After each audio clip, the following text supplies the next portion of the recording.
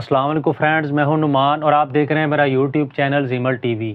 Friends, آج کی video میں اس ٹاپک کے اوپر بات کریں گے۔ اگر آپ سعودی عرب میں اور آپ اپنے کامے کا ٹریڈ یا پروفیشن چینج کروانا چاہ رہے ہیں تو آپ کیسے کر سکتے ہیں۔ مثال کے طور پہ فرینڈز، آپ الیکٹریکل ٹیکنیشین کا کام کر رہے ہیں جبکہ آپ کے کامے کے اوپر آپ کا ٹریڈ لیبر کا لگا ہوا ہے۔ اس صورت میں آپ نے کمپنی سے ریکویسٹ کرنی ہے کہ میں نے اپنا ٹریڈ یا پروفیشن چینج کرنا ہے۔ کمپنی آپ کو کیوا کے اوپر ریکویسٹ سینڈ کرے گی، آپ اپنا کیوا کا اکاؤنٹ اوپن کر کے اس ریکویسٹ کو ایکسیپٹ کریں گے۔ اس طریقے سے آپ اپنا ٹریڈ یا پروفیشن چینج کر سکتے ہیں۔ کچھ ٹریڈ جو ہیں فرینڈز وہ ڈائریکٹ چینج ہو جاتے ہیں، لیکن کچھ ٹریڈز کے لیے آپ کو ٹیسٹ دینا پڑتا ہے۔ مثال کے طور پہ اگر آپ الیکٹریکل ٹیکنیشین ہیں تو اس کے لیے آپ کو الیکٹریکل ٹیکنیشین کا ٹیسٹ کلیئر کرنا پڑے گا، اس کے بعد ہی آپ کا ٹریڈ جو ہے چینج ہوگا۔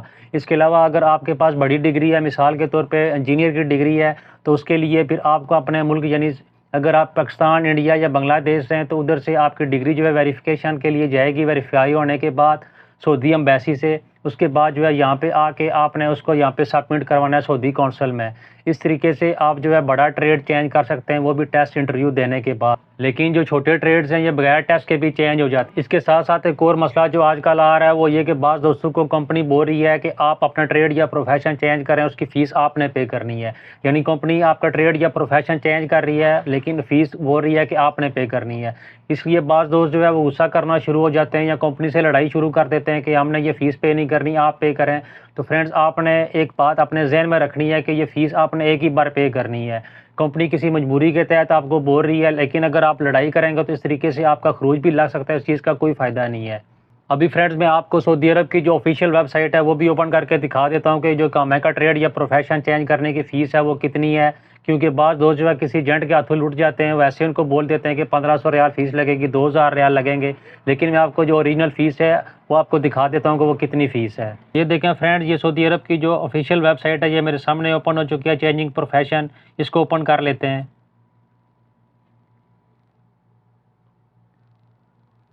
یہ دیکھیں gov.sa گورنمنٹ.سعودی عربیہ، اور نیچے یہ دیکھیں یہ فیس میں بھی آپ کو دکھا دیتا ہوں، 1000 ریال سروس کاسٹ۔